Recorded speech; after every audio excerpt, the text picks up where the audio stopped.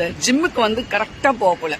எப்ப மந்த்லி காசு கட்டணும்னு ஐயோ மந்த்லி காசு கட்டுறோம், அதெல்லாம் கரெக்டா போகணும். ஒரு நாள் கூட லீவ் போடாம கரெக்டா பர்ஃபெக்டா இருப்போம் போல. சரி நம்ம வந்து ஆஃபர் பண்ணுவாங்கல்ல, இயர்லி கட்டினா நீங்க இது மாதிரி டிஸ்கவுண்ட் இருக்கு 3000 4000 வந்து நீங்க சேவிங் பண்ணலாம்னு சரி சொல்லிட்டு இயர்லி கட்டினா பரவாயில்லன்னு சொல்லிட்டு இயர்லி கட்டுறோம் போல. அந்த இயர்லி கட்டிட்ட பிறகு மறுநாளே இயர்லி கட்டிட்டு அந்த ஃபீஸை கட்டிட்டு வந்து மறுநாளே ஜோரன் படுத்துட்டாப்புல. ரெண்டாவது வந்து மழை பெஞ்சாப்புல. மூணாவது வந்து ஃபங்க்ஷன், ஈவினிங் ஃபங்க்ஷன்.